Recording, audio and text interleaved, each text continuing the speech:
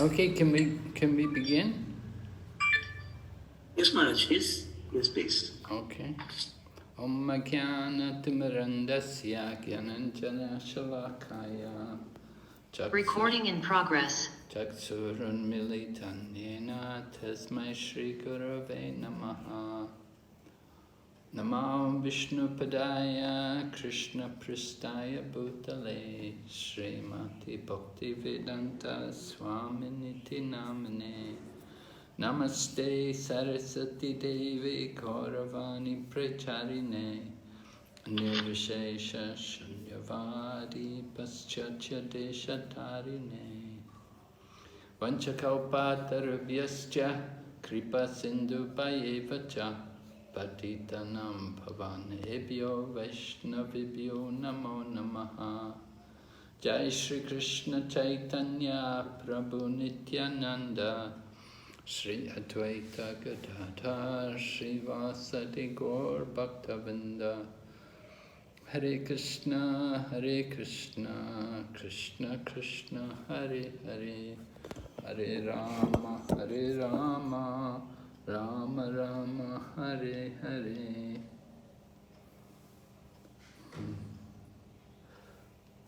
So yesterday we heard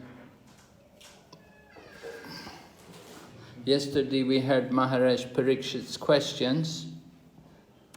So today we'll be hearing some answers.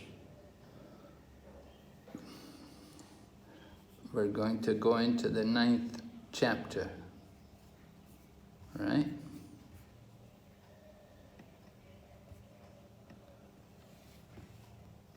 Of course, the 9th chapter is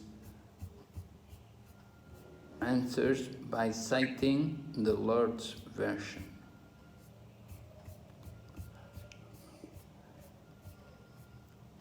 Let's see.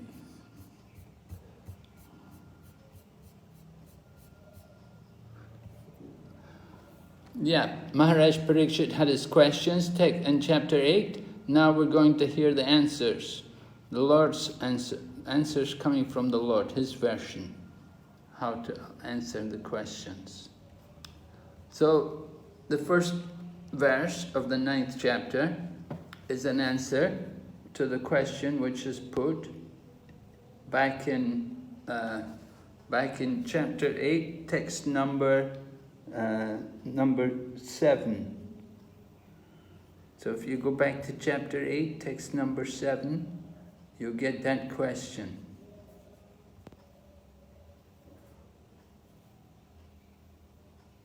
Okay, anybody like to go back?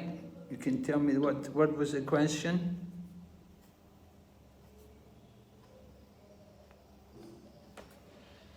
Hare Krishna Maharaj. Yes? The question is, O learned Brahmana, the transcendental spirit soul is different from material body. Does he acquire the body accidentally or by some cause? Will you kindly explain for this? Thank you. Thank you very much. So this is the question. How did we get this body? Was it an accident or was there some cause behind it? And Prabhupada touches on this in the purport. He begins, Maharaj Parikshit's question as to how a living entity began his material life, although he is apart from the material body and mind, is perfectly answered.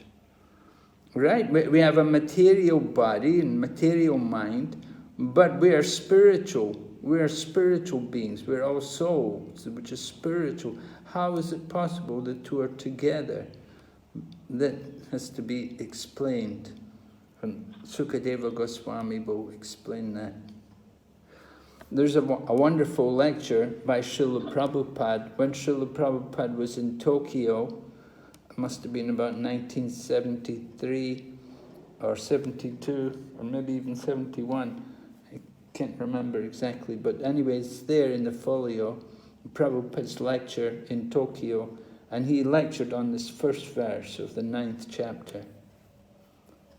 And he explained the position of the living entity, how the living entity is actually not fallen, but theoretically he's not fallen, but actually he's fallen because he's thinking he's the master. So this is a problem in the material world. We've all come into this material world with a desire to lord over the material nature. And we're thinking we're the controller. Actually, we're not fallen, but because of the power of illusion, we would understand ourselves to be fallen. Prabhupada explains, the spirit soul is distinct from the material conception of his life, but he is absorbed in such a material conception because of being influenced by the external energy of the Lord, called Atma Maya. So we know this is a problem. Everything due to Maya. Maya meaning forgetfulness of Krishna.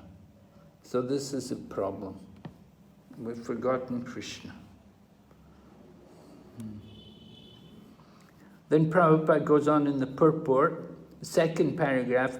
Now the next question automatically made will be why the Lord influences the living entity to such consciousness and forgetfulness. Why does Krishna allow us to get into this condition that we're so forgetful of him and we have this consciousness of conquering and enjoying and exploiting the material energy? Why does Krishna do it? And so Prabhupada writes the answer is that the Lord clearly wishes that every living entity be in his pure consciousness as a part and parcel of the Lord, and thus be engaged in the loving service of the Lord, as he is constitutionally made. But because the living entity is partially independent, he may not be willing to serve the Lord, but may try to become as independent as the Lord is. All right, so we've heard all this many times, I'm sure. The idea is that we're trying to exploit, we're trying to control, we're not recognizing our factual position. And Prabhupada continues, the living entities are illusioned by the will of the Lord because they wanted to become like him. Like a person who thinks of becoming a king without possessing the necessary qualification. When the living entity desires to become the Lord himself, he's put into a condition of dreaming that he is a king. Therefore, the first sinful will of the living entity is to become the Lord. And the consequent will of the Lord is that the living entity forget his factual life and thus dream of the land of utopia where he may become one like the Lord. So that this is the point, that we're all dreaming about this utopia, this perfect paradise where everything will be wonderful and we will be in the center of the existence, we will be enjoying and we will be very happy and very satisfied forever. That is the idea, that we can live there forever in the material world, enjoying. So this is the illusion of the material world.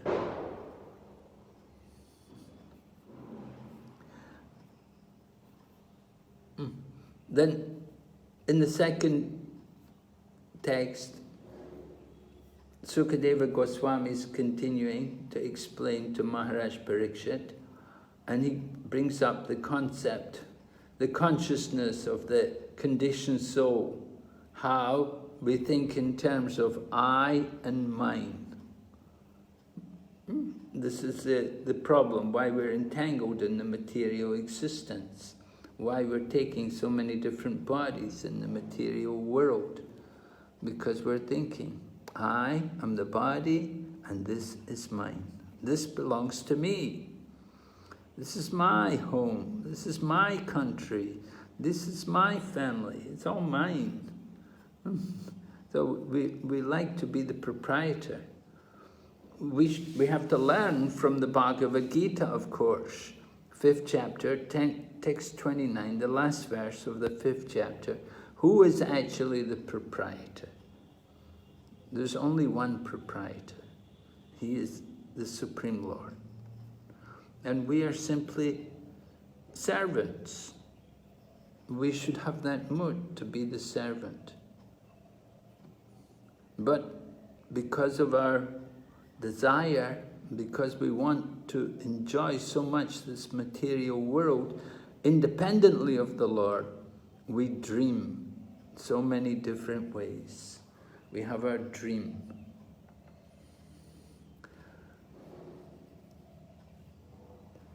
Prabhupada explains, the karmi thinks of this world as mine, and the jnani, he thinks, I am everything. So the karmi, his position is like that this is mine, it belongs to me for my enjoyment. And then when we cannot enjoy like that, when we become frustrated trying to amass more and more items of the material world, we eventually give it all up. Then we start to think in terms of knowledge, cultivating speculative knowledge, and we come to the conclusion that I am the center of the universe, or I am the controller of the world.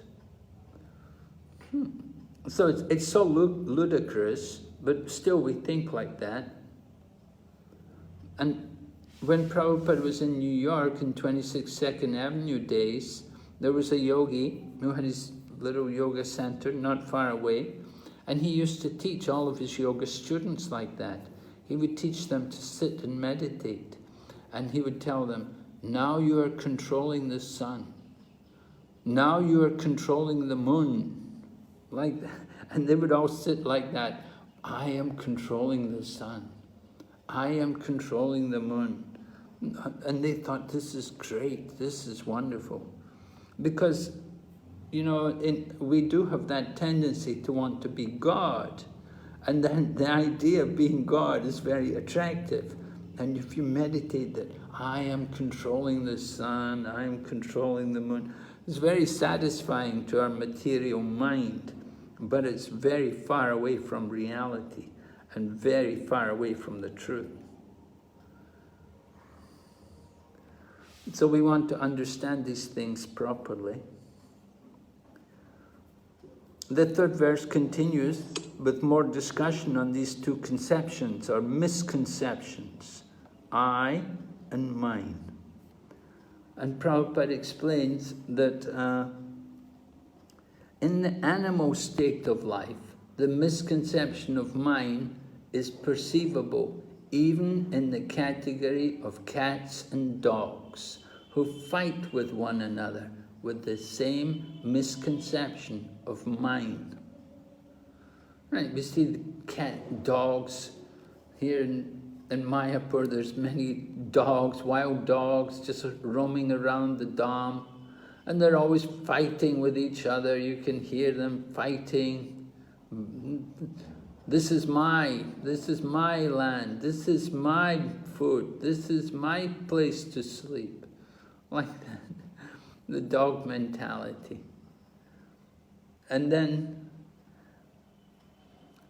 human beings, of course, we have the same problem. We're also thinking, this is mine. But then, Prabhupada explained, higher than that, is to think, I am the Lord. We're thinking, I am who? I am God, or I am the Supreme. And Prabhupada explains this is even more dangerous than the misconception of mine. If we think in terms of mine, it's a problem. Why is it more dangerous than mine? If we're thinking, I am God, why is that more dangerous than to think this is mine? Anyone like to explain?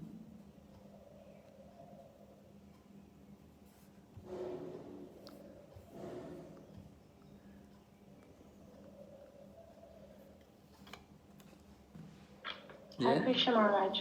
Yes? Is it because in that manner of thinking you will never be able to be submissive and thus you'd never be able to serve the Lord? Well, yes, that's a good, that's one way of looking at it. Certainly, if we're thinking, I am the Supreme, I'm God, this is not very humble, is it? We're not going to be submissive or like to hear from anyone.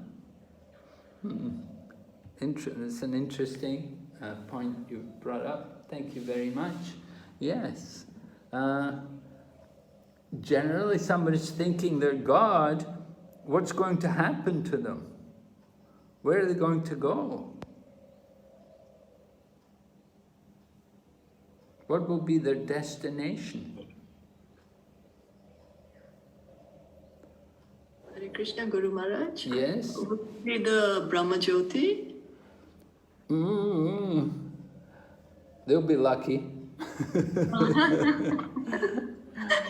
I don't think they'll make it to the Brahma Jyoti. Okay. That's more for the Brahma Jnani, someone who simply understands I am Brahman, then he's not challenging the supremacy of the Supreme Lord. And he's not denying the existence of the Supreme Lord. But then, I'm sorry. Is it that it's like a stone boat and he will be going down to the hellish planet? Yes, it's more like that, yes. Possibilities are, they could become a big tree, and they could stand as a tree for many, many years. Or even they may even become a mountain. There's souls also in some mountains.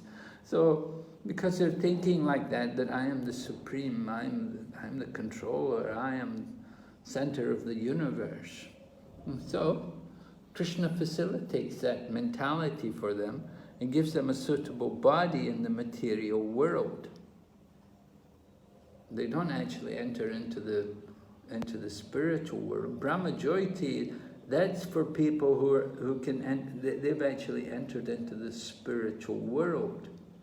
So they're without sin. They haven't committed anything really sinful. But these people, people have this conception of I'm God, I'm the Supreme. Then this is actually sinful. This is actually a challenge to the Supreme Lord. Think like that. So they don't enter into the spiritual world, but rather what they do achieve is they may get a body which will allow them to maintain that kind of mentality of controlling and being supreme, standing very tall.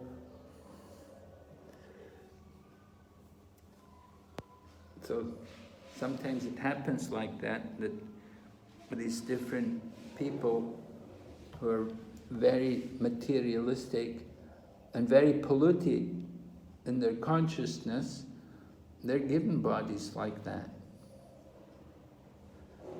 They may become a big beast, a powerful elephant,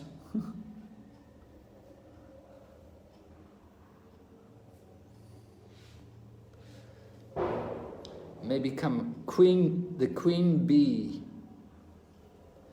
So they're supreme in their hive.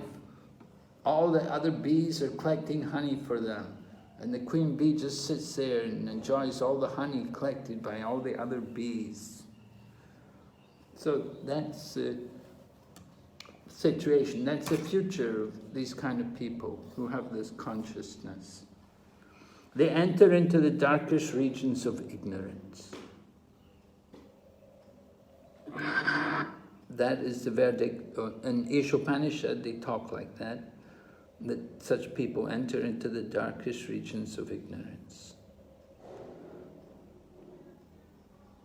Okay, so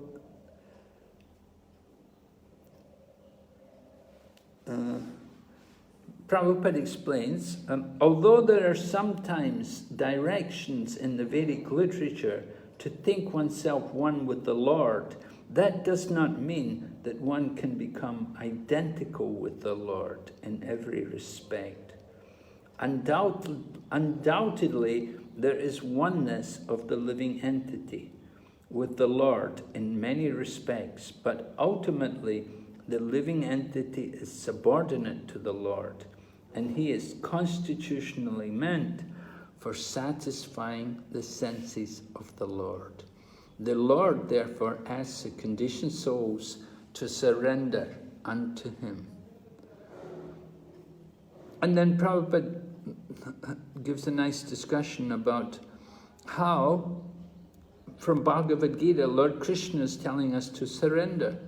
So it's obvious from the Bhagavad Gita that our position is to be subordinate to Krishna, not that we're meant to be the supreme. If we were meant to be the supreme, why is he talking about surrender? Why is he telling us to think of him? Why is he telling us to take shelter of his lotus feet? So it's very clear from the Bhagavad Gita that we're subordinate, we're not equal to the Lord, and our position is to be the servant.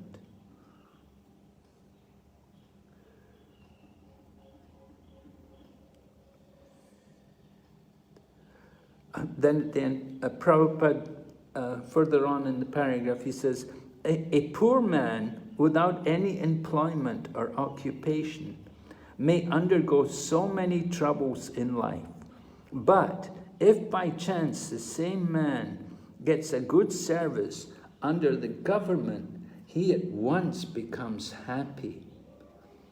There is no profit in denying the supremacy of the Lord, who is the controller of all energies. But one should be constitutionally situated in one's own glory, namely, to be situated in the pure consciousness of being the eternal servitor of the Lord. In his conditional life, the living entity is servant of illusory Maya, and in his liberated state, he is the pure, unqualified servant of the Lord. To become untinged by the modes of material nature is a qualification for entering into the service of the Lord. As long as one is a servant of material concoctions, one cannot be completely free from the disease of I and mine. So this is the idea that this contamination, this is very deep in our consciousness in terms of thinking that I'm the proprietor, this belongs to me, and it's all for my enjoyment. And so how to overcome that? So then Srila Prabhupada continues by speaking about Bhakti Yoga, the science of Bhakti Yoga, worshipping the Supreme Lord, hearing Srimad Bhagavatam like that. Then this will help us to get rid of this misconception. Karmis, they like this idea. And the Jnanis, they're fond of thinking, I am the Supreme, or I am one, and it's all one. But the Srimad Bhagavatam, Bhagavad Gita, if we hear it from the devotee, it's not explaining like that. So it's very important that people have to hear the commentary from the Vaishnava devotees, not from other people. We'll see, even the Mayavadis nowadays, they're even very fond of taking the Srimad Bhagavatam and explaining it in their own impersonal ways. And they're particularly fond of the Chaturshloki. They will like to take the 4 original verses of the Bhagavatam and explain it in their own impersonal manner. So you have to be very careful. Prabhupada said in the past they would never touch the Srimad Bhagavatam, and they would never come to Vrindavan. Vrindavan was only for devotees. There were no Mayavadis or impersonalists in Vrindavan. Everyone was devotee. But over the years, these things have declined. And Shankaracharya himself, of course, never touched the Srimad Bhagavatam. But after Shankaracharya's, now different impersonalists, they come along and they tamper with it, and they present their own ideas. All right, so then at the end of the purport of text number 3, Prabhupada explains the perfect process is to accept Lord Vasudeva as the supreme in everything, and the best perfection in culturing knowledge is to surrender unto him, because he is the source of everything. Only in that conception can one get rid of the misconception of I and mine. Both Bhagavad Gita and the Srimad Bhagavatam confirm it. Srila Vyasadeva has specifically contributed to the illusioned living entities, the science of God, and the process of Bhakti Yoga in this great literature, Srimad Bhagavatam. And the conditioned souls should fully take advantage of this great science. So Srila Vyasadeva in his maturity has given us the Srimad Bhagavatam, very important for us, of course, the fruit of the Vedas. Now, text number 4 is the answer to another question. If you look back to chapter 8, text number 8, you'll see another question by Parikshit Maharaj, which is being answered in this text number 4. Right? Would somebody like to look back? Chapter 8, text number 8. Just read out the question. Hare Krishna Maharaj, then we pronounce. The question was, what is the specific difference between the body of the Lord and those of common living entities? Thank you, Prabhu. Yes. The specific difference between the body of the Lord and the common living entities. Yeah, the Maharaj Parikshit made the point that by meditating on the form of the Lord, we can get liberated. We can go out of the material world and go back to Godhead. But if we meditate on our own body or on the body of any other mundane person with a material body, we won't get that result. So there is a difference. There must be some difference between the body of the Lord and the body of the conditioned souls in the material world. So this is being explained here, text number 4. Being the personality of Godhead being very much pleased with Lord Brahma because of his non-deceptive penance in Bhakti Yoga, presented his eternal and transcendental form before Brahma. And that is the objective goal for purifying the conditioned soul. So Lord Brahma was able to please Lord Krishna by his penance. Srila Prabhupada explains Atma Tattva, the science of both God and the living entity. The Supreme Lord and the living entity are known as Atma. The Lord is called Paramatma, and the living entity is called Atma.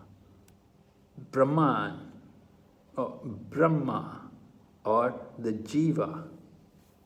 Sometimes we may say Jiva Atma. So both the Paramatma and Jiva Atma are transcendental to the material energy. So Sukadeva Goswami explains this verse with the aim of purifying both the Paramatma and the Jivatma.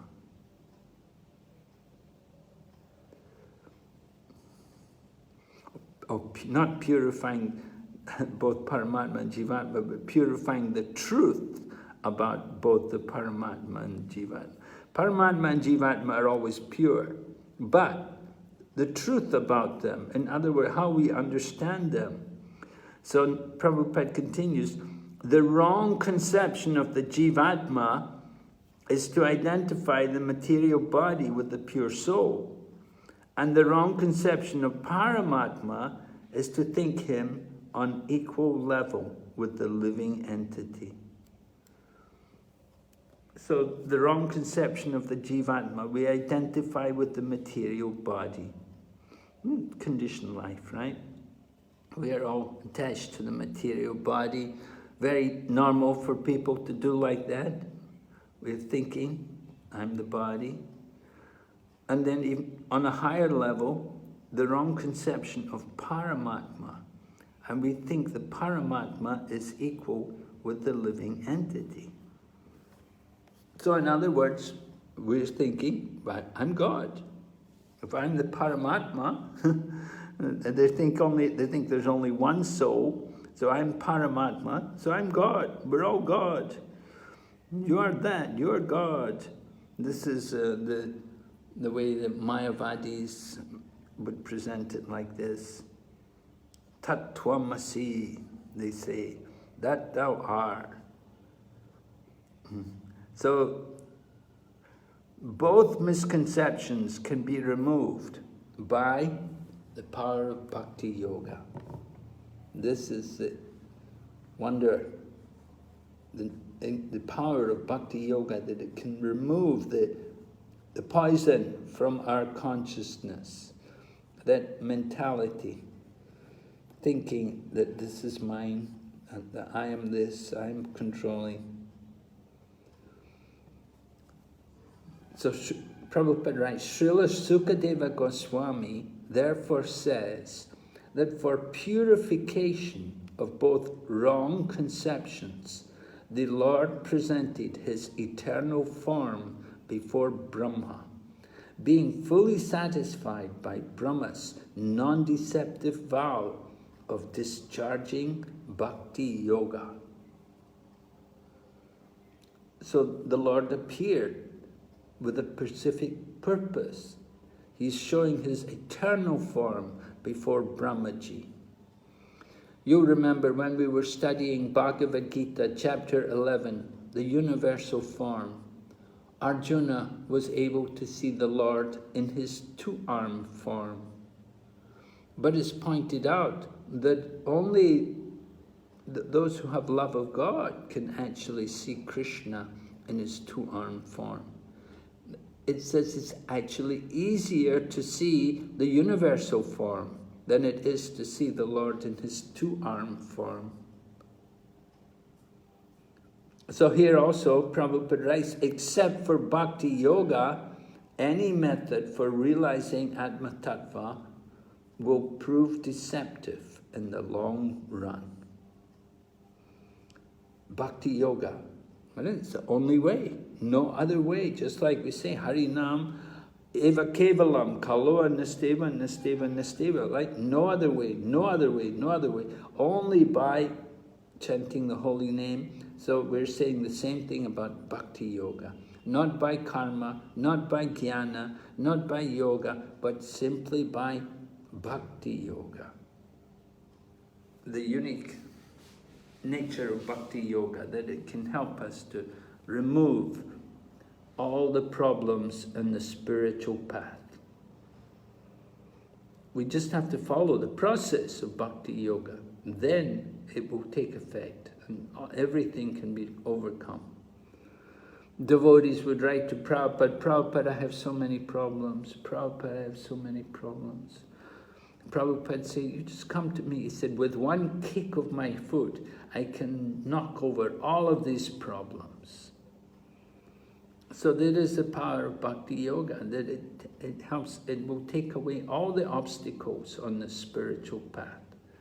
If we follow the process correctly, so Srila Prabhupada is describing here more about Lord Brahma and how he had perfected it. In the next paragraph, Prabhupada writes, Brahma undertook great penance in performing Bhakti Yoga, and thus he was able to see the transcendental form of the Lord.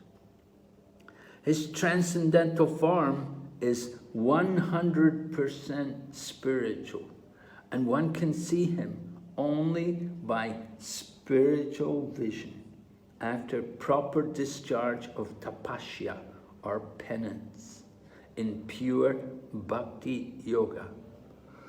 So when we talk about tapasya or penance, we're not talking about the type of penance which Hiranyakashipu would do to get material powers, or someone like Ravan worshipped Lord Shiva to get material powers. But Lord Brahma, he did his penance simply for the pleasure of Lord Krishna. Because Lord Brahma has the desire that he wants to create for the pleasure of Krishna. He has that duty to perform. And his purpose in doing penance was simply for the pleasure of Krishna. And Krishna is very pleased with him. And that's why Krishna revealed the form, revealed his two-armed form to Lord Brahma. So how do we know Krishna is pleased with us? Well, maybe if Krishna is really pleased with us, he'll show his form to us, right? Just like Brahma here. So we still have a long way to go. We want to please Krishna. So Prabhupada explains the answer, therefore the question by Maharaj Parikshit about the form of the Lord is answered. The form of the Lord is Satchidananda, or eternal, full of knowledge and full of bliss.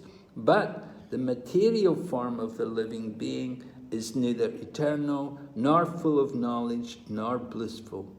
That is the distinction between the form of the Lord and that of the conditioned soul.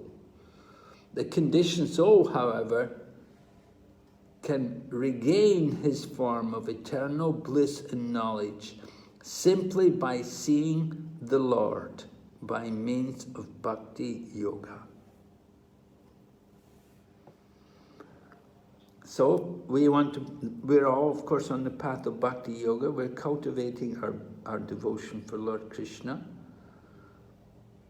Our desire is to please Krishna also. It's not that we want to desire to just see the Lord. And Brahma also didn't have that desire. It was just simply the Lord wanted to encourage him. He wanted to please him and inspire him in his mission to create. So the Lord blessed him with that vision. And we see also, Prabhupada writes, Brahma was then told by the Lord the gist of Srimad Bhagavatam in 4 original verses. So further on in this chapter, we will hear the 4 verses which were instructed by the Lord to Lord Brahma.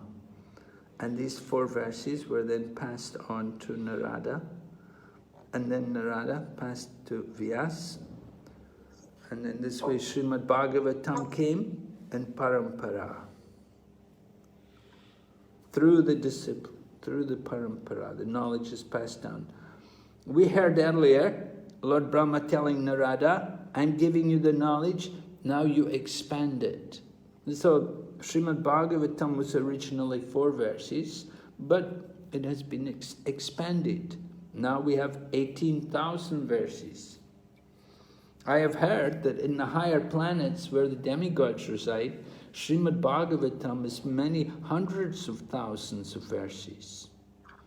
Because the demigods live a very long time. So they have enough time to hear many verses. We have 18,000 verses. Prabhupada used to say, one verse a day, you can finish the Bhagavatam in 60 years. Your whole life can be Srimad Bhagavatam. Just take one verse a day. So like that, this is the Prabhupada then speaks about regular reading or hearing Srimad Bhagavatam is also performance of Bhakti Yoga. So we don't encourage this Bhagavat Sapta. Bhagavat Sapta, of course, hearing Bhagavat for 7 days is also something, but it's not enough. You want to hear the Srimad Bhagavatam regularly. It is said in Srimad Bhagavatam, Nityam Bhagavata Sevaya, by regularly hearing Srimad Bhagavatam, rendering service to the pure devotee, all that is inauspicious becomes eradicated almost to nil. So this is the Srimad Bhagavatam.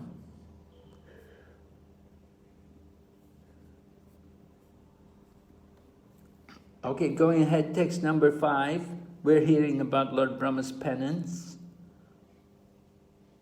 Lord Brahma, the first spiritual master, supreme in the universe, could not trace out the source of his lotus seat.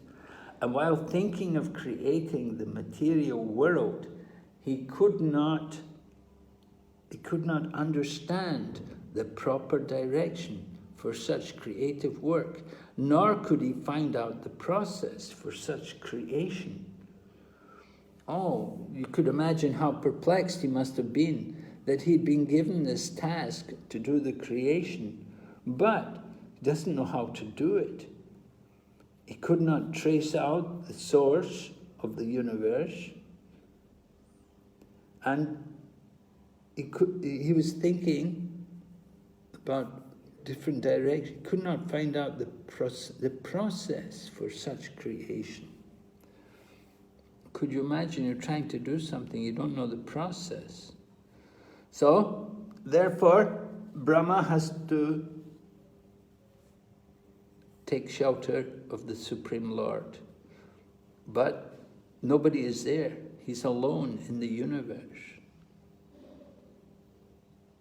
He's the only person. He's the Swayambhu Brahma. He's the first person born from the lotus flower, which came from the navel of Garbhodakashayi Vishnu. But he cannot see Garbhodakashayi Vishnu. He cannot understand where the lotus flowers come from. Even though he went down, he could not find out the origin of the lotus flower. So he came back to the lotus flower, and he was inspired by hearing the 16th, and he was hearing the 2 syllables from the Sparsha alphabet. One syllable was taken from the 16th and the other from the 21st of the Sparsha alphabet. And joined together, they form the wealth of the renounced order of life. Tapa, right? Tapa, austerity. So Lord Brahma did not know where this sound was coming. He heard this. He heard that these syllables vibrated, but he did not know who was doing it. He did not know who was speaking to him. But he could understand it must be divine, because he's the only person in the universe. So he's very intelligent, of course. He's Adhikavaye. So he understood that this must be instruction from the Supreme Lord. And he took it to be divine, and then he began his meditation. And for 1,000 years he meditated on top of the lotus flower. So in the purport, Prabhupada talks about penance. He said, this penance is the beauty and wealth of the Brahmanas and the renounced order of life. Right? Sannyasis are meant to do tapa, austerity. Not only sannyasis, actually, vanaprasthas also, they're meant to do tapa also. Those in vanaprastha life. Grihastas, they're meant to do charity. And the brahmacharis, they're meant to study. But later in life, the vanaprasthas and the sannyasis, they're older people, they're meant to do tapasya, or some austerities to purify their existence. So Prabhupada glorifies the importance. It's very, very good for people. And we see from the beginning of the creation that it was Lord Brahma who took up this tapasya. Right from the beginning of the creation, people have been doing tapasya. Prabhupada explains, by tapasya only can one get the profit of human life, and not by a polluted civilization, not by a polished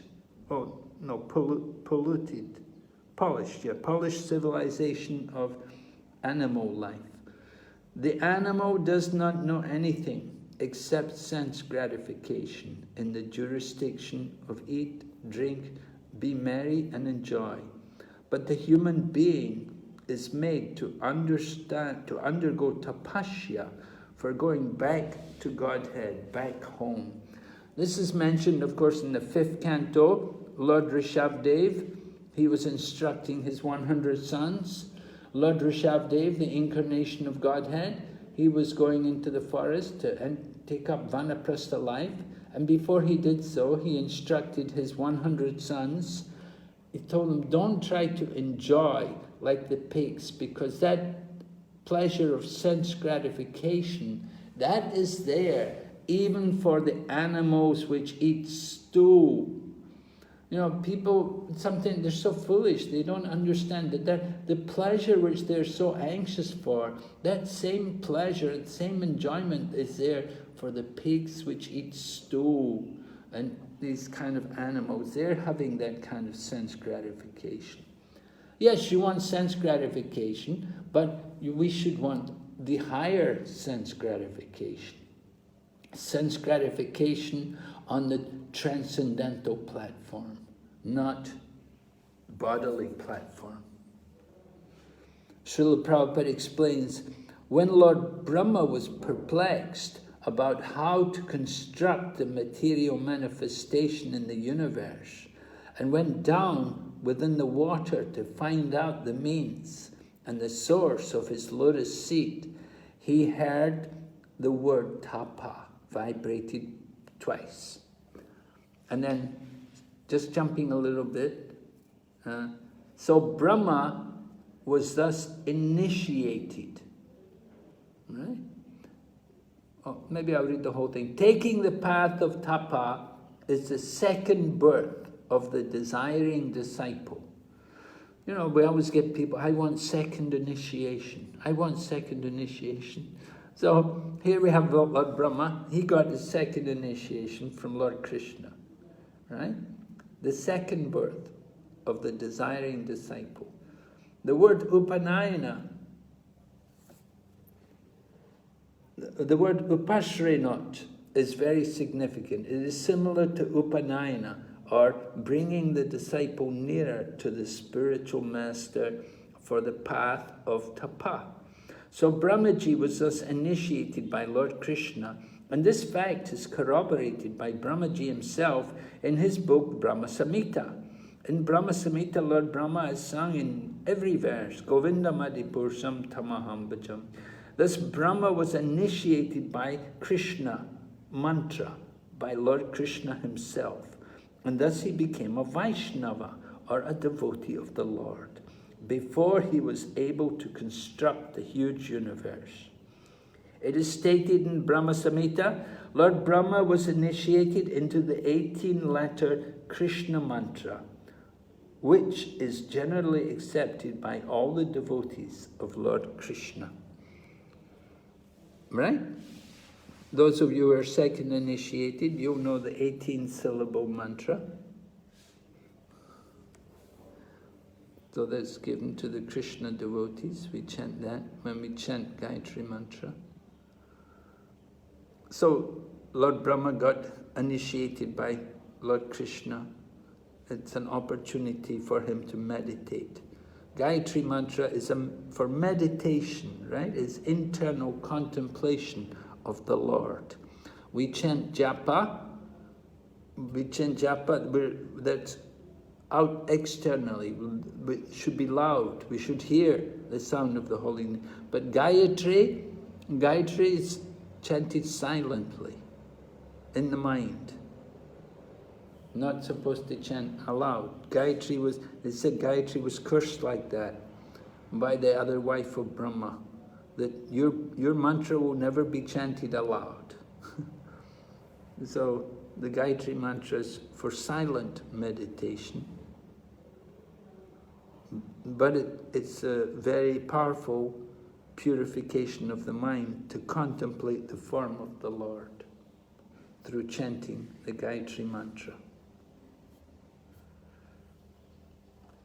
Continuing then, text number 7. When he heard the sound, he tried to find out the speaker, searching on all sides. But when he was unable to find anyone besides himself, he thought it wise to sit down on his lotus seat firmly and give his attention to the execution of penance as he was instructed. So he didn't know where the sound was coming from, so what to do? All right, they telling me to do austerity, let me do it. So he sat down on his lotus seat and he began to do austerity. Just sitting, controlling his mind. And of course he was given the Gayatri mantra. He could chant also the mantra. He could meditate on that. Krishna mantra. Text number 8 describes Lord Brahma underwent penance for 1,000 years by the calculation of the demigods. He heard this transcendental vibration from the sky and he accepted it as divine. Thus he controlled his mind and senses, and the penances he executed were a great lesson for the living entities. Thus he is known as the greatest of all ascetics. Brahma, the first person in the universe, is doing penance, he's doing tapasya. He's showing the example, the proper use, human life. And by his penance, he was able to give great pleasure to Lord Krishna. So the mood of doing, usually when we think of doing penance, we do it to make up for something wrong. Oh, I did some offense, I did this wrong, I shouldn't have, I'll do some penance, I'll make an atonement. But Lord Brahma is not doing penance like that. His purpose in penance is simply that he wants to do this service for Lord Krishna, and he wants to get the empowerment to be able to do the creation on behalf of Lord Krishna. And that's why he's doing penance. So at the end of the purport there, text number 8, just the second last paragraph, Prabhupada explains, following the order of the bona fide spiritual master is the only duty of the disciple. And this completely faithful execution of the order of the bona fide spiritual master is the secret of success. So we see examples of this in our parampara. We see how Srila Prabhupada faithfully executed the order of his spiritual master. His spiritual master told him, if you ever get money, use it to print books. And his spiritual master had told him, try to preach in the English language. That will be good. You know English, you use it to preach. And so that was an indication to Prabhupada that he should go to the West.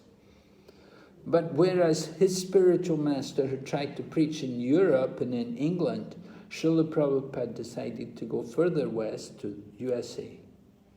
because times had changed from the times of Bhaktisiddhanta Saraswati, and it was more, the world economy was more centered in the USA.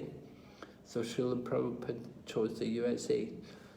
And that was following the order of his spiritual master. So of all the orders of the spiritual master, what is the most important?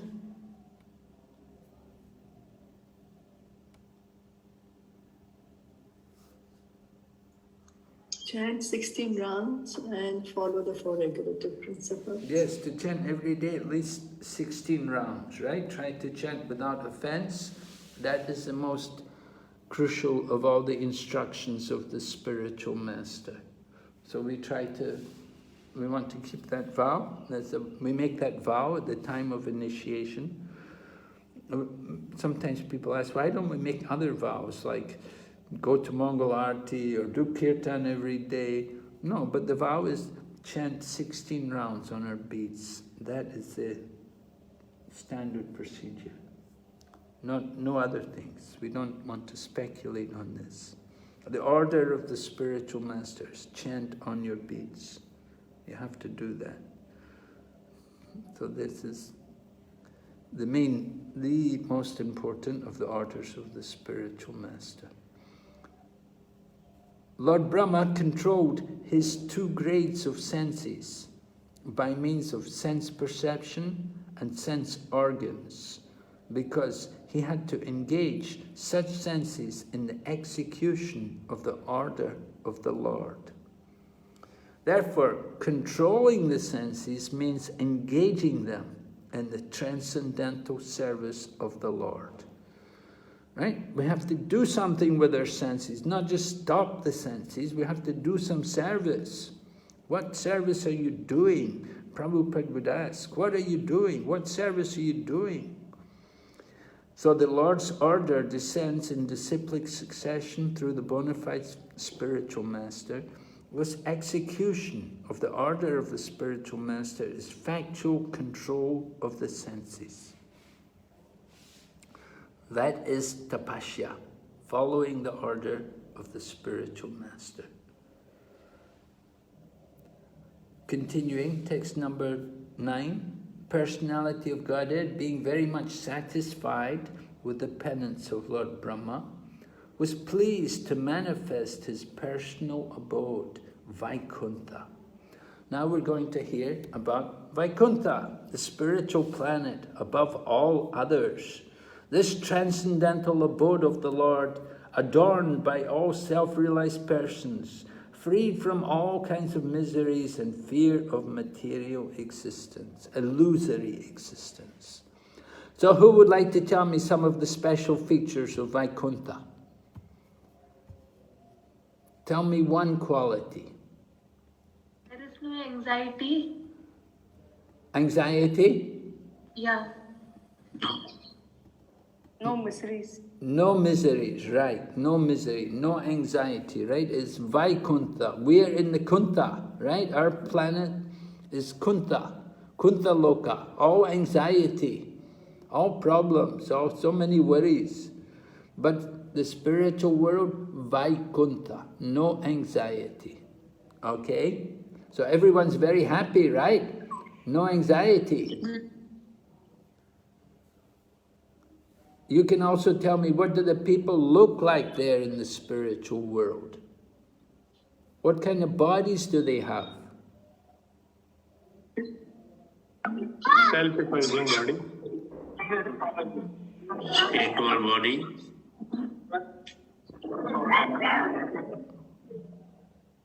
Satchidananda body. Four hands. Satchidananda body, yes, that's right. 4 hands.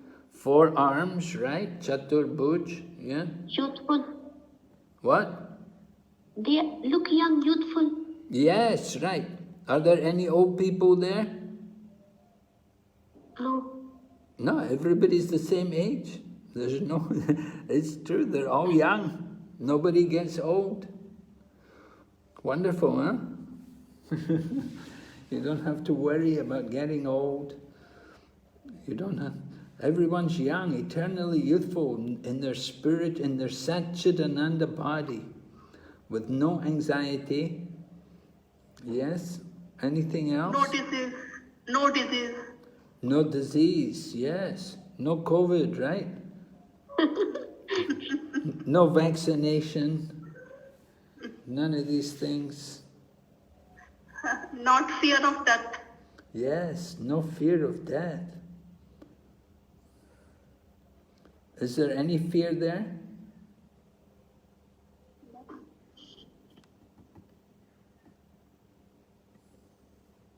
Yes, anything else you can think about? No hatred. Sorry, no what? No hatred.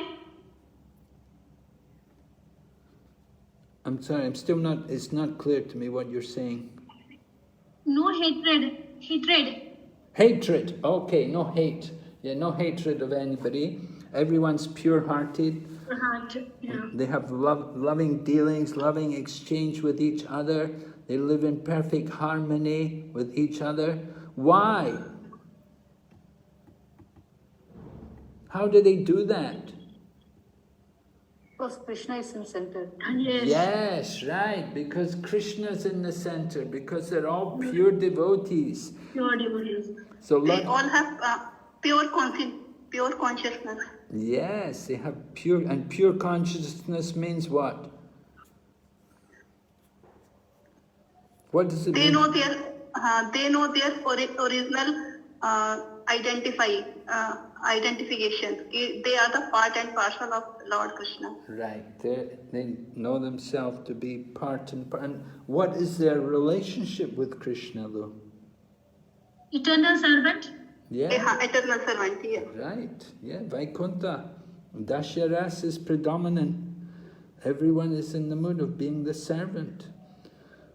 How do we distinguish between the Lord and the devotees? Because in Vaikuntha everyone has 4 arms, so how do we know who is the Lord? Krishna has Kaustubh-mani Srivatsajan. Yes, right, the Kaustubha jewel and the mark of Srivatsa on the chest, the hair, Srivatsa hair on the chest. And special signs on his lotus feet. Okay, special markings on the sole, the lotus feet of the Lord. Yes. Are there any ladies there? Or are they all men?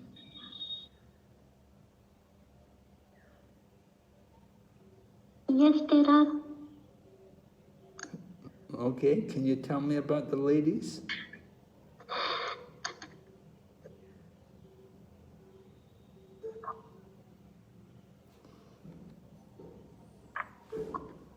All the ladies except Krishna. Yes, of course, everyone's a servant of Krishna there. Because we see Chintamani, because Lakshmi, all they are engaged in the service of Krishna. So who are they? What is their identity? The goddesses of fortune. Yes, they're all goddesses of fortune. Right? They're all goddesses of fortune. The gopis are also goddesses of fortune, but the gopis are very special goddesses of fortune. But in Vaikuntha, we're hearing about Vaikuntha. Lord Brahma, later on Lord Brahma also saw Goloka, but just now he's seeing Vaikuntha. He's seeing Vaikuntha, that supreme planet above all. So he's simply seeing what is the Vaikuntha mode. And there, of course, there's men and there's also women. The women are all goddesses of fortune, and the men are all pure devotees of the Supreme Lord. Okay? No hatred, no material ignorance.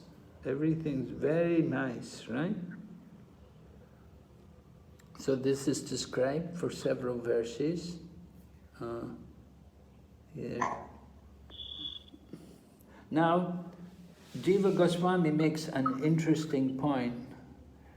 He says that, is there any modes of nature in the spiritual world?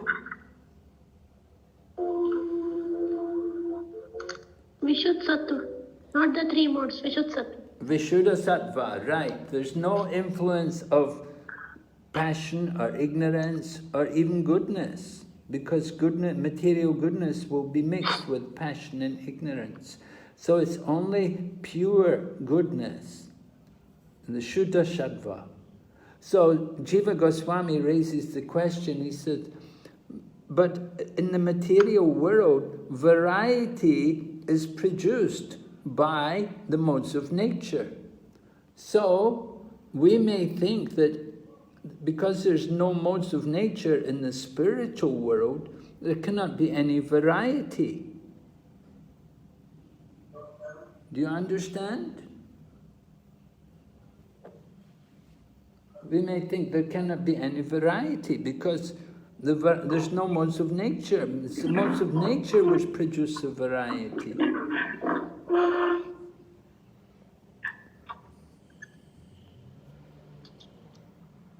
So, how will you deal with that?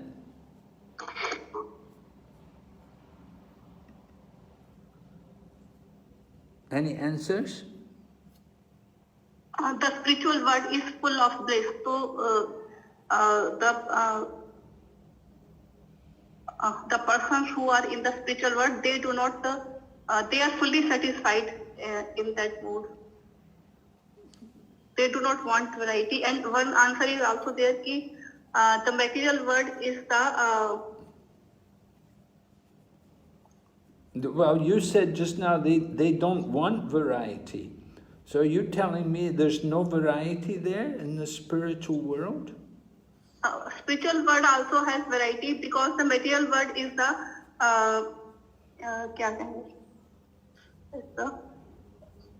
reflection. Reflection, yes.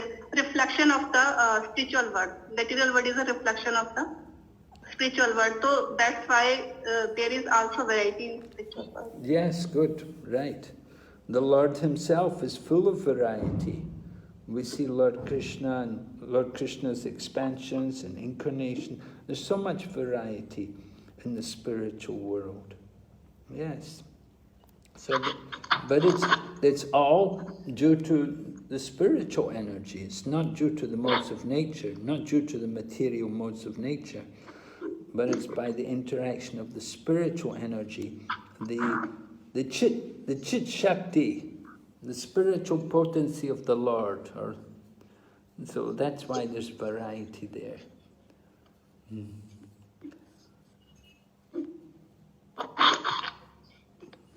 Maharaj, we can also see example of because there are so many Lakshmis are serving the Lord because of variety only, and even there are plains also over there. Yes. These examples show there is so much variety over there. Okay, yes. There's certainly proof of variety there. And we see there's also different places in the Vaikuntha, right? You can go from Vaikuntha, you may go to, well, we see there are different forms of the Lord, different planets. Somebody goes to the form where Lord Kapila is being worshipped. Devahuti would go there to worship Lord Kapila. And Bhishma, grandfather Bhishma, he went to where Lord Krishna is Parthasarati, driving the chariot of Arjuna.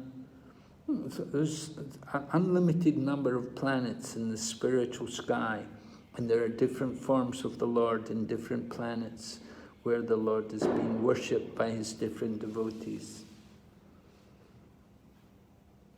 So we cannot say there's no variety. Rather, there's so much variety. And it's all due to the spiritual energy.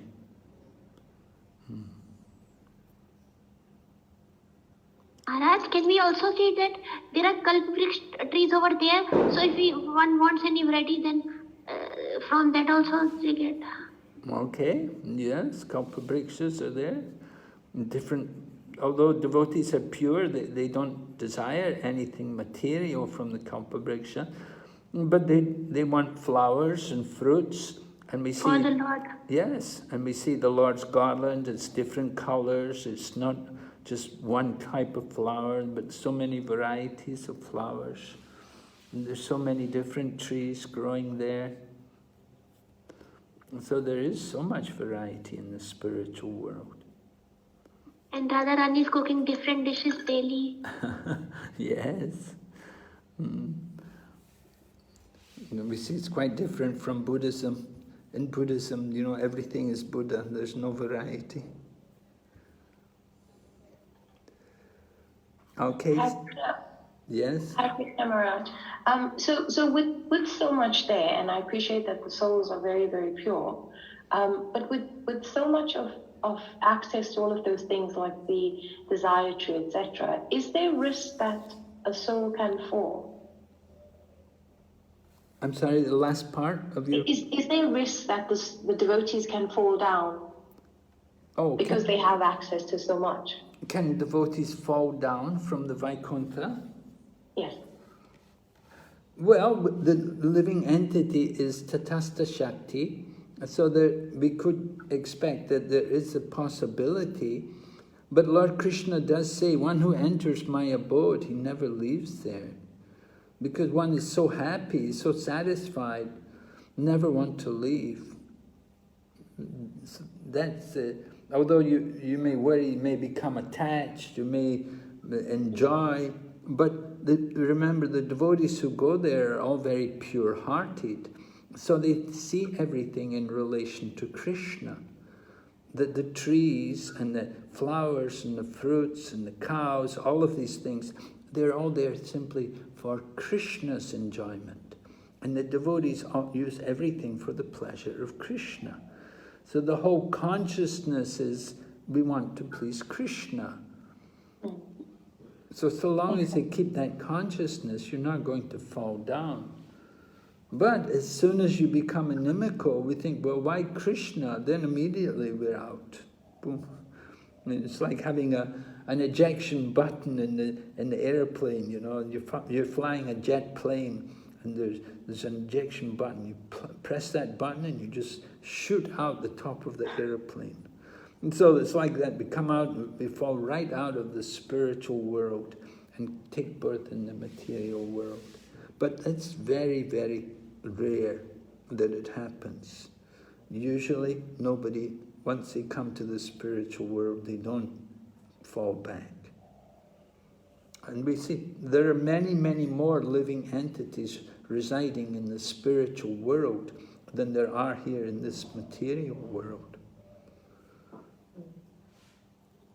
Thank you, Maharaj. So Prabhupada has a lengthy purport there with very nice examples there. Just to read a little bit from the purport at the end of the purport, Prabhupada said, the whole Vaikuntha existence proclaims that everyone there is a follower of the Lord.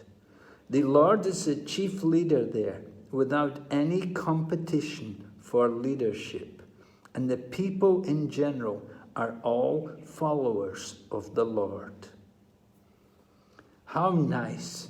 We have so many different countries and there's always competition and elections and campaigning, who's going to lead and who's going to be in charge.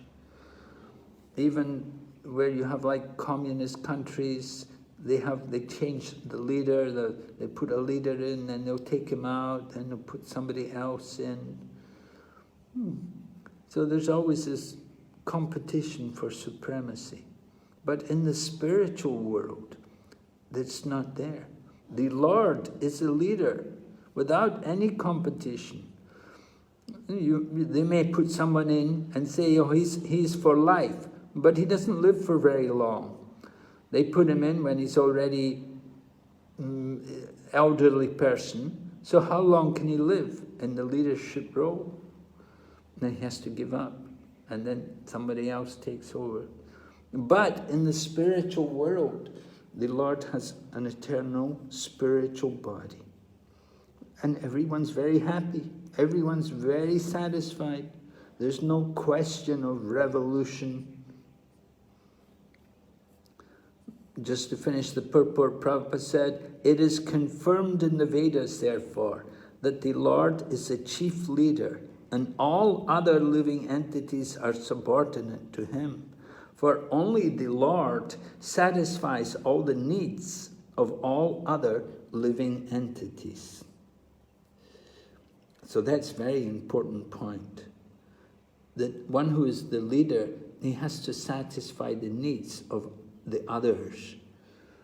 That's the problem we find in the material world, that people are always complaining that, oh, this leadership is no good, they're not doing this for us, they're not taking care of us.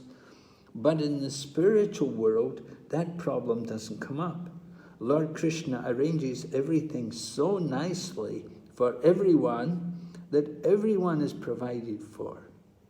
There's no scarcity, there's no problems, no anxiety. Everything is wonderful.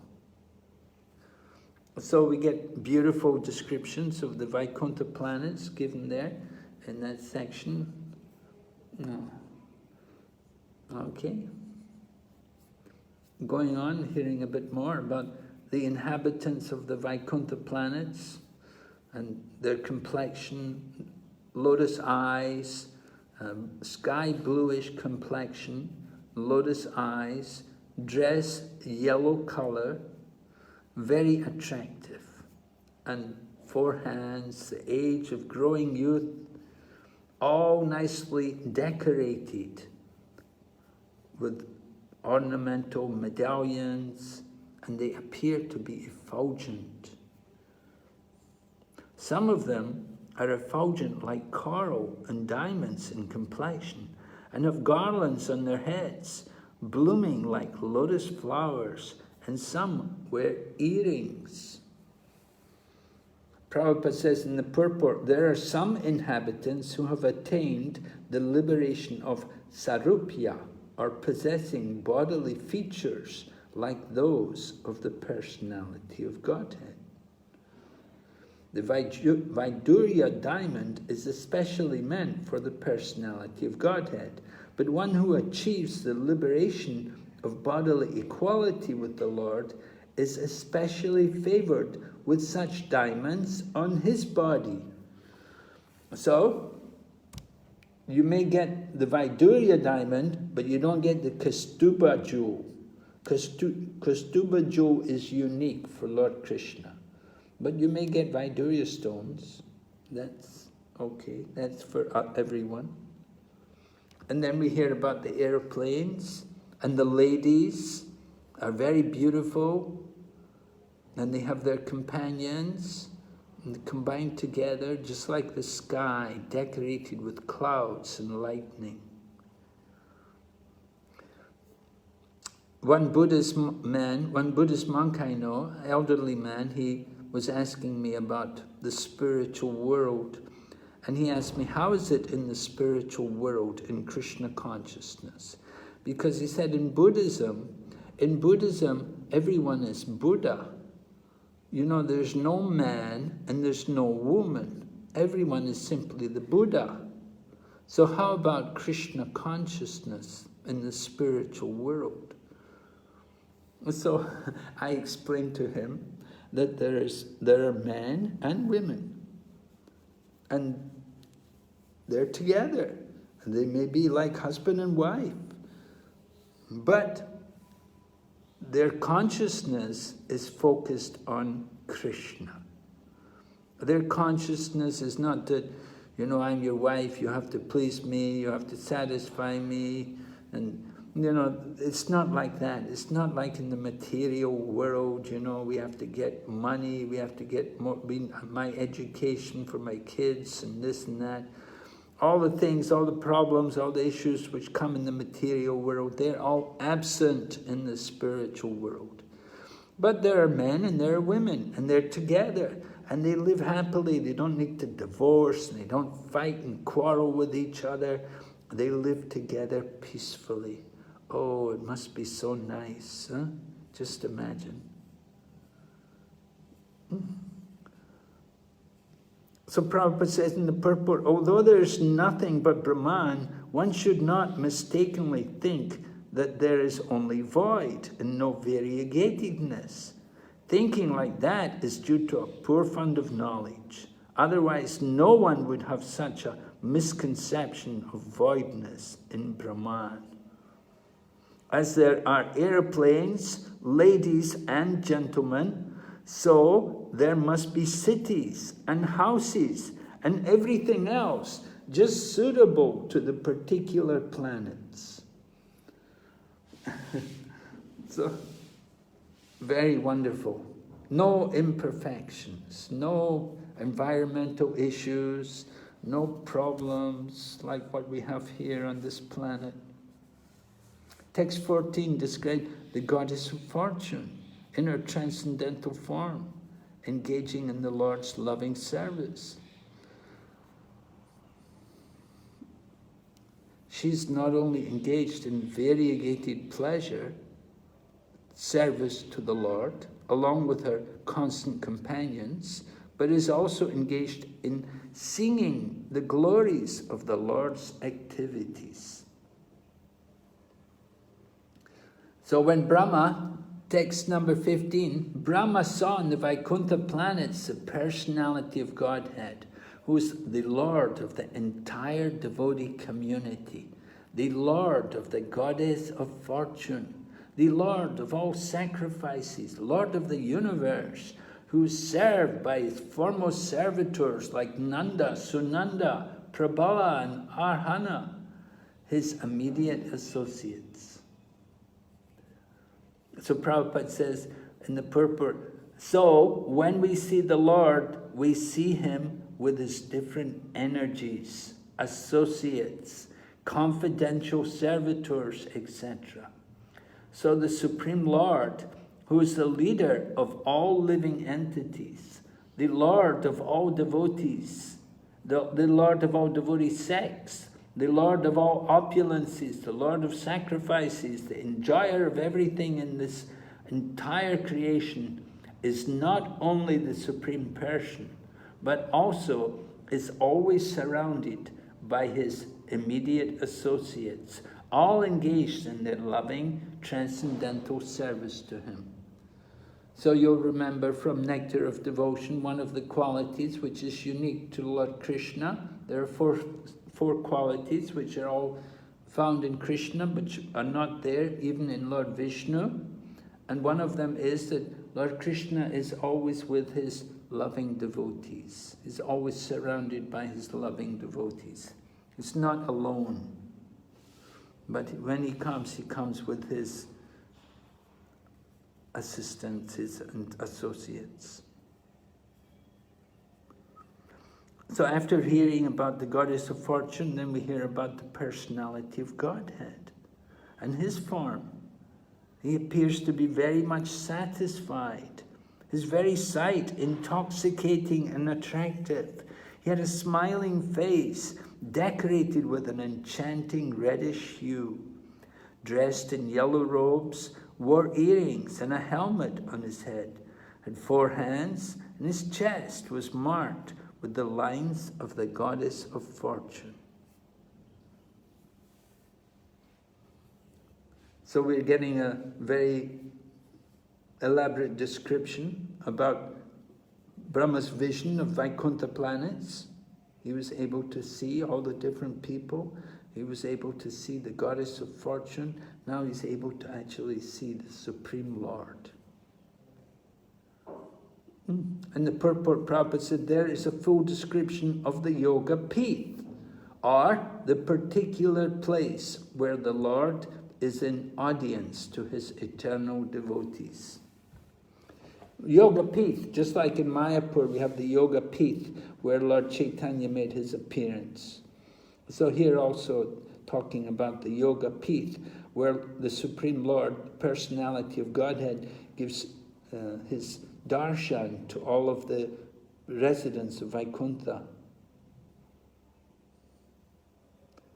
So many different personalities are there, personification of the different scriptures. 16 energies are all present, and then 2 gatekeepers and different doors, middle doors and far outside door, other doorkeepers, the Lord's palace well decorated and protected by the above mentioned doorkeepers. So, not so easy to go in there. We know the 4 Kumaras got a problem going in there. So, you have to be qualified. So we hear Lord Brahma sees the Lord seated on his throne, surrounded by his different energies. Like the 4, the 16, the 5, and the 6 natural opulences, along with other insignificant energies. So, the 4, namely, the principles of Prakriti, Purush, Mahatattva, and Ego. Then the 16 meaning the element, 5 elements, earth, water, fire, air, ether, the 5 sense organs, eye, ear, nose, tongue, and skin, the 5 working senses, the hands, the legs, the stomach, evacuating organ and genital, and the mind. So 16. And then the 5 includes the 5 sense objects, meaning form, taste, smell, sound, touch. So all these 25 items serve the Lord in the material creation. And they're all present to serve the Lord. Further on in the purport there, of text 17, just at the end there, the Supreme Lord, by his own potency, is unlimitedly more powerful than any yogi. He is unlimitedly more learned than any jnani, unlimited richer than any wealthy person, unlimitedly more beautiful than any beautiful living being. And he is unlimitedly more charitable than any philanthropist. He is above all. No one is equal to or greater than him, nor can anyone reach his level of perfection in any of the above powers by any amount of penance or yoga demonstrations. The yogis are dependent on his mercy. Out of his immensely charitable disposition, he can award some temporary powers to the yogis because of the yogis' hankering for them. But to his unallied devotees who do not want anything from the Lord, save and accept his transcendental service, the Lord is so pleased that he gives himself in exchange for unalloyed service. So this is the unique relationship between the devotee and the Supreme Lord. Everyone else, they have some material desires, right? Bhakti mukti siddhikami sakale ashanta. Krishna bhakti niskam sa esha shanta. In the Chaitanya Charitamrita it says, you may have all material desires, you may want liberation, you may want yoga perfection, and so many different things you want, but they're not peaceful. But the devotee does not have any desire. He is actually peaceful. He actually achieves peace because he has no desire for anything material. And that is so pleasing to Krishna, that Krishna gives his own self. So Lord Brahma saw the Supreme Lord and he bowed down before the Lord. That is the way of the highest perfection for the living being, the Paramahamsa. Right? Lord Brahma is so purified, so when he actually sees the Lord, his love awakens, and tears from his eyes and choking of the voice, and he bows down.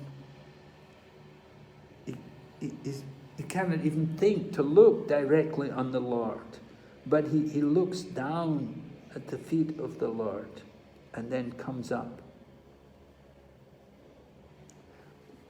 So in this verse, Lord Brahma had spoken about, was described by Sukadeva Goswami, that this is the way of the Paramahansas, the highest perfection, the path of the Paramahansas. And we spoke about this yesterday also, maybe you remember. Lord Chaitanya was asking Ramananda Roy to give a verse from the scriptures about the goal of life. Give a verse from the scriptures about the ultimate goal of life. Then Ramananda Roy began, he gave a verse about Varnashram. Lord Chaitanya said, oh, that's external, go something else. And then he gave a verse from Bhagavad Gita about karmarpana, offering the fruits to Krishna. Lord Chaitanya said, go higher, give some more. And so then he gave another verse about giving up all duties, swadharma tyag, sarva dharma parikshit, right? Surrendering to Krishna. Lord Chaitanya said, keep going, go further. Then he gave another verse from Bhagavad Gita, Brahma Bhuta Prasanatma. That is mukti, that is devotion mixed with the desire for liberation. It is not pure devotion. So Lord Chaitanya still said, you have to keep going. And then Ramananda Roy gave this nice verse, which is quoted in the purport here, in text 18, from the 10th canto, spoken by Lord Brahma. Jane prayasam udapashya namanta eva, jivanti sanmukaritam bhavadiya bhartam, stanestita ashrutigatan tanvan manobir, ye prayaso jita jitopi asitais trilokyam. Right? Lord Brahma was saying, just stay in your position. Whatever position you're in, stay in that position and hear about Krishna. If you hear about Krishna in the association of the devotees, this is the path of the Paramahansas. And this is the path which Lord Brahma followed also. Lord Brahma also follows this path. He takes pleasure in hearing the topics of Lord Krishna. So we should hear from the devotees. And the result of this hearing is that one day we will conquer Krishna. Although Krishna is Ajita, we can conquer him. So, going ahead to text number 19, we hear about Lord Brahma, that he is present before Lord Krishna, and we hear Lord Krishna, Lord, we're told the Lord, is it Krishna? It may be Lord Vishnu, but anyway, the Lord shook hands with Brahma and slightly smiling addressed him. So shaking hands with Lord Brahma, it's like Brahma is almost like on the level of Lord Krishna. It's almost on the level of God. So Jiva Goswami asked, he said, is this actually possible? Lord Brahma is just an insignificant demigod. We know there's a Brahma in every universe. And our Brahma only has 4 heads. He's a small Brahma. There are so many more important Brahmas with many, many heads. And so this Brahma is really insignificant. Will Krishna really shake hands with him? Isn't that, isn't that becoming over familiar? Just like you're not supposed to, if the king comes or something, you don't just walk up and embrace him, oh, my dear king. We show respect. We have to show respect to great personalities. We keep a distance from them, and we bow to them. So here's Lord Brahma, and the Lord is shaking hands with him. So is it proper? What do you think?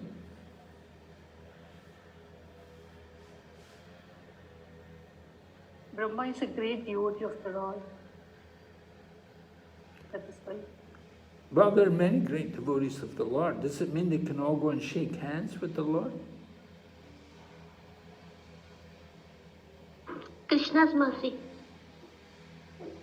Krishna's mercy.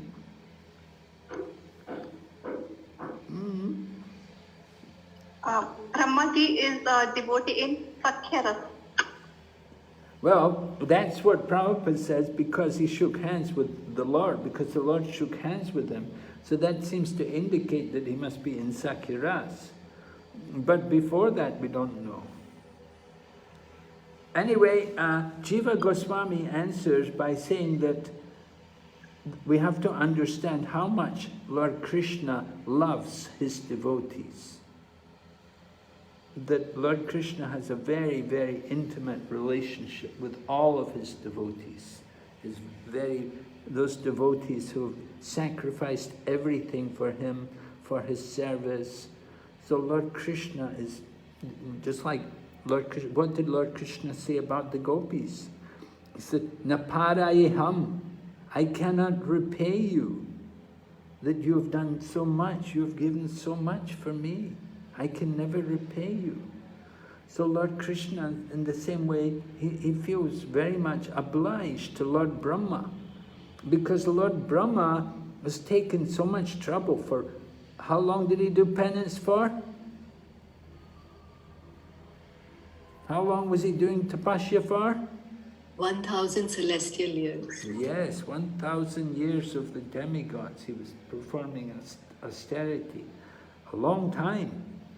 And he was alone in the universe at that time. And he did 1,000 years. The Lord was very pleased with him. The Lord had actually given him that instruction. He was the one to speak. So Lord Krishna has a very deep relationship with the devotees. Anyone who makes offerings to the Lord will accept it. The devotees, the pure devotees. At the end of the purport of this text number 19, just at the end, very last paragraph, anyone, however, preaching the mission of the Lord in the line of the Brahma Sampradaya is always dear to the Lord.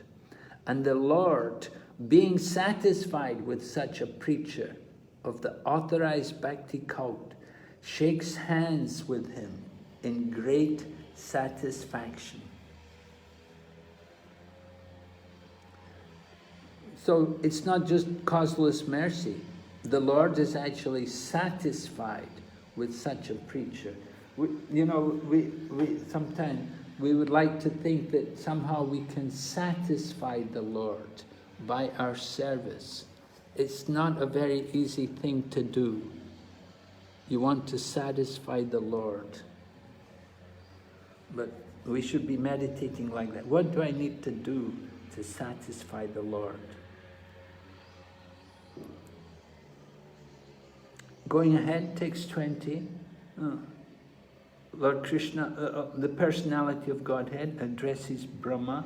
I'm very pleased with you for your long accumulated penance with a desire for creation. Hardly am I pleased with the pseudo-mistakes. I wish you good luck, O Brahma. You may ask from me, the giver of all benediction, all that you may desire. And you may know the ultimate benediction is to see me by realization. Then text 22, the highest perfectional ingenuity is the personal perception of my abodes. And this has been possible because of your submissive attitude in the performance of severe penance, according to my order. So, Lord Krishna is glorifying a person who is qualified to actually see the spiritual world.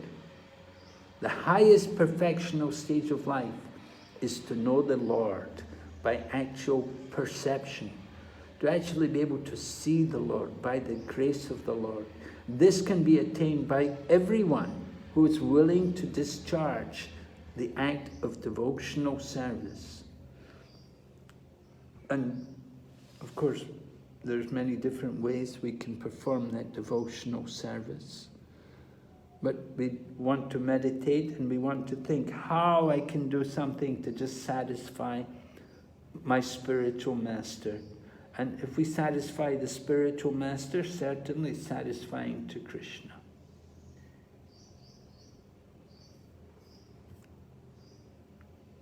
Going ahead, text 23, O sinless Brahma, you may know from me that it was I who ordered you to undergo penance when you were perplexed in your duty. Such penance is my heart and soul, and therefore penance and I are non-different. We want to meditate also on the importance of performing that kind of austerity, penance, accepting what may appear to be difficult for us.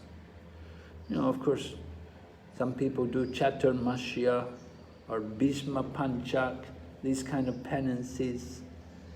But there's other ways to do penance, service to Krishna, simply being steady in our service and maintaining our service in difficult conditions over a long period of time. That is also very pleasing. Lord Chaitanya never liked to see devotees give up their service and go away. He liked to see them maintain their service. Lord Chaitanya was very strict with Gadadhar. When Gadadhar Pandit wanted to follow him, he said, no, you have to worship Tota Gopinath, you stay here. Lord Chaitanya didn't like people to give up their service. And similarly, Prabhupada also, he liked to see people stay in their service. So such penance is the internal potency of the Lord and is non-different from Him. So it's the internal potency. That means it's spiritual, it's not material. And Prabhupada explains further, such acts of internal potency are exhibited by non-attachment for material enjoyment. So we know when we're actually renounced, how much we're able to give up material enjoyment. It's important for us. We want to keep ourselves always engaged in the service of Krishna.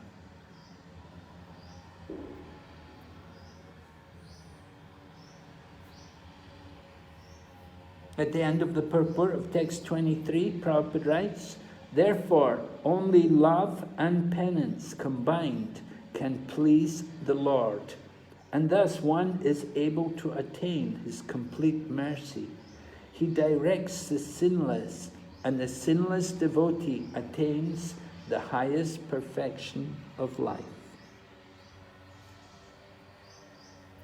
So certainly we have to be without sin. We have to avoid all sinful activities.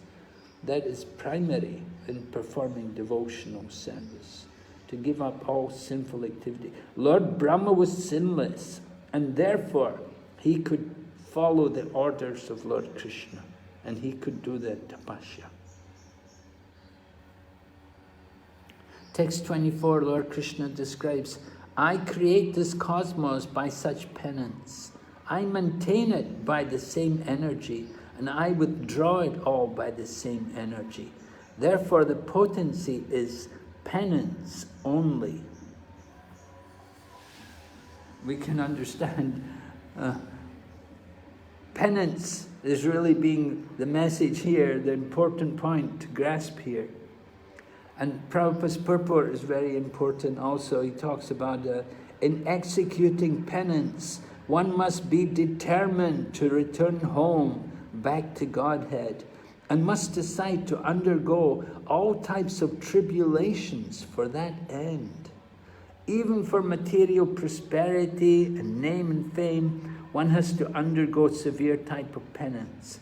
Otherwise, no one can become an important person in the material world. Why then should there not be severe types of penance for the perfection of devotional service?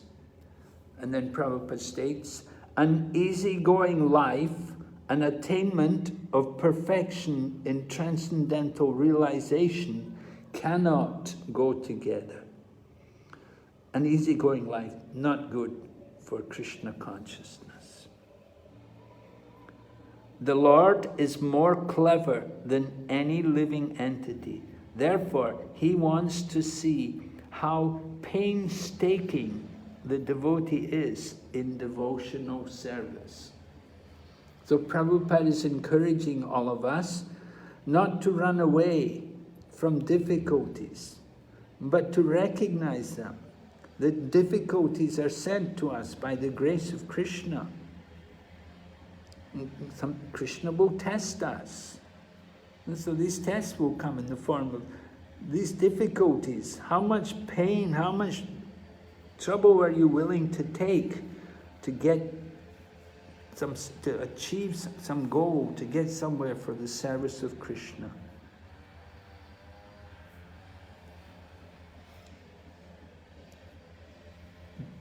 And then at the end of the same purport, 24, to execute the order of the spiritual master, however painstaking, is the severe type of penance. One who follows this principle rigidly is sure to achieve success in attaining the Lord's mercy.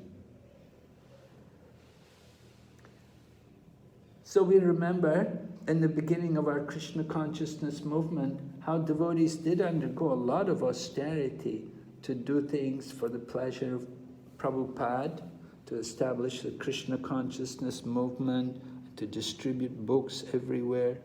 There's so many things. They accepted so much austerity. And it was very pleasing to Prabhupada.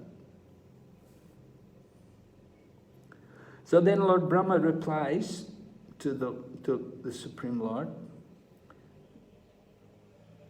He tells him, you are in everyone's heart. You are aware of the endeavor by your supreme intelligence, without any hindrance. So we see now, what we see now, we're going to see the 4 questions which are answered by the Chaturshloki of the Bhagavatam.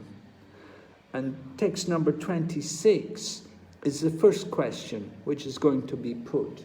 It's the first question to be put of the Chaturshloki, and will be replied in the first in text 33, the Aham Eva Sam Eva Gre, the first verse of the Chaturshloki. So the question which is coming from Lord Brahma is that I am praying to you to kindly fulfill my desire. May I please be informed how, in spite of your transcendental form, you assume the mundane form, although you have no such form at all. So this is the first question, which is the basis of the first verse of the Chaturshloki. All right, text number 26. And then text 27 is the second question. And it's the basis of the second verse of the Chaturshloki. Translation reads, and please inform me how you, by your own self, manifest different energies for annihilation, generation, acceptance, and maintenance by combination and permutation. So these first 2 questions, you can see they're related to Sambandha Gyan. Sambandha Gyan meaning knowledge of the Lord and the Lord's energies. We will hear in the Chaturshloki how the Lord explains himself and his different energies. Prabhupada at the end of the purport of 27 writes, in other words, there is nothing but the Lord, and still the Lord is different from all such manifestive activities. How is it so will be explained later on. So then text 28, there's no question there, but Lord Brahma is describing about the Lord's energies. That tell me philosophically all about them. You play like a spider that covers itself by its own energy, and your determination is infallible. And Prabhupada describes in the purport the same thing. The exact example is the spider and the spider's web. It's a perfect analogy relating how the Lord creates the material world and how he creates it and then dissolves it again. So just like the spider, the web is created by the spider, it is maintained by the spider, and as soon as the spider likes, the whole thing is wound up within the spider. Spider is covered within the web. If an insignificant spider is so powerful as to act according to its will, why can't the Supreme Being act by his supreme will in creation, maintenance, and destruction of the cosmic manifestation? By the grace of the Lord, a devotee like Brahma, or one in the chain of disciplic succession, can understand the almighty personality of Godhead, eternally engaged in his transcendental pastimes in the region of different energies. Then text 29, which is the third question of the 4 questions which will be answered in the Chatur Sloki. This is the third question, text number 29. Please tell me, so that I may be taught in the matter by the instruction of the personality of Godhead, and may thus act instrumentally to generate living entities without being conditioned by material activities.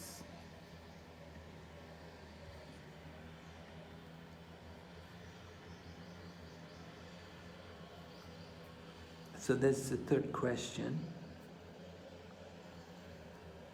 And then text 30, we get the fourth question. Oh my Lord, the unborn, you've shaken hands with me just as a friend does with a friend, as if equal in position. I shall be engaged in the creation of different types of living entities, and I shall be occupied in your service.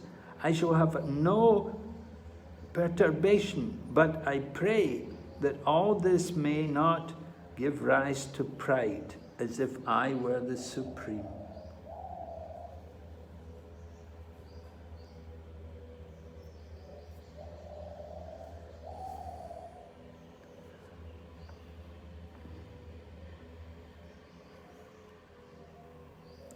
Text 31.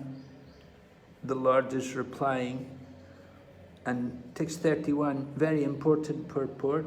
The first paragraph of the purport, Srila Prabhupada summarizes the 4 questions of Brahma in that very first paragraph of the purport, of text number 31. He's summarizing the 4 questions of Brahma and what the Chatur Sloki is going to be teaching. So you can go through that purport and you can see how Prabhupada has given a nice synopsis there of the 4 verses. And then also in this purport, Srila Prabhupada has covered the 4 main points of the Chatur Sloki. The first point being knowledge, Gyan. Knowledge, like the form of the Lord. What is the form of the Lord? how to understand it. And then also Vigyan. There is Gyan, which is knowledge. Vigyan means realization. How do we actually understand this knowledge? We may know the knowledge, we know something, but how do we realize it? And so the realization, application of that knowledge.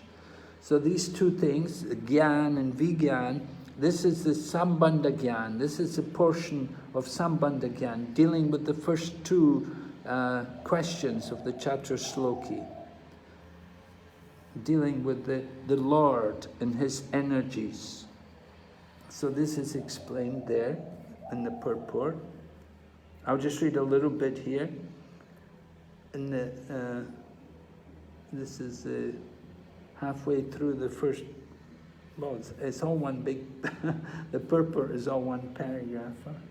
Anyway, he says, Prabhupada's written, the mental speculators can reach up to the standard of impersonal Brahman realization.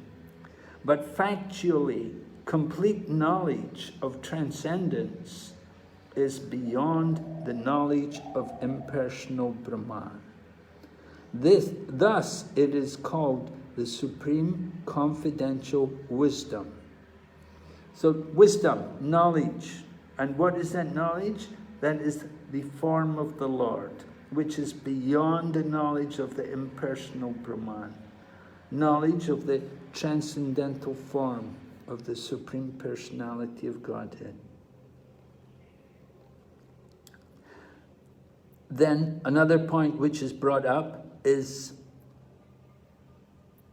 prayojana. Prayojana, the goal of the process, the goal of the Sambandha Gyan is the prayojana. And the goal is to develop love of God. So this is Rahasya. Prabhupada writes in the purport here in text 31, this mystery is love of Godhead. We'll hear about that next week when we talk about text number 35.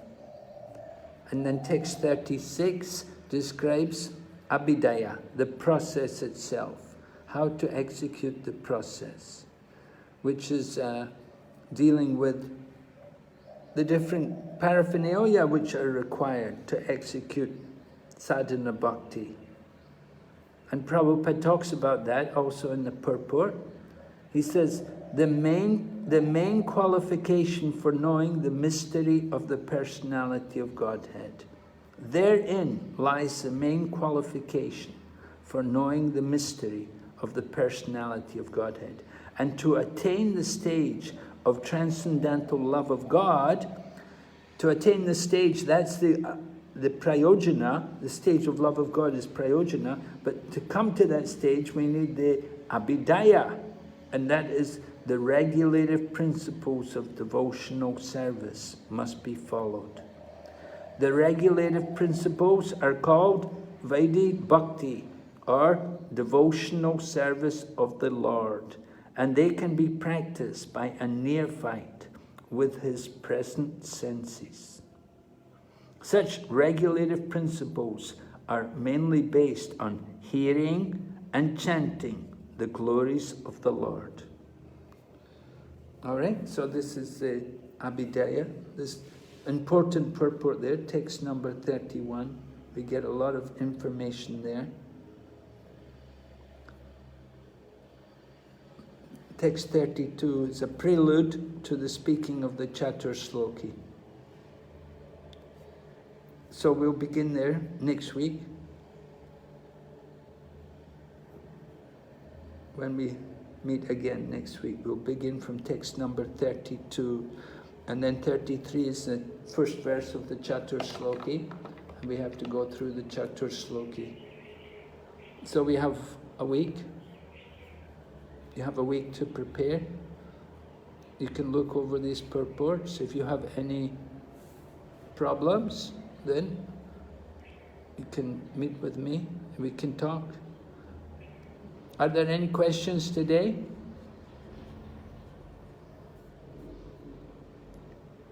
Anyone? No questions? Okay. So thank you very much. So we'll see you next weekend. Srimad Bhagavatam ki. Srila Prabhupada ki. Gaur Premanande. Hari Bol.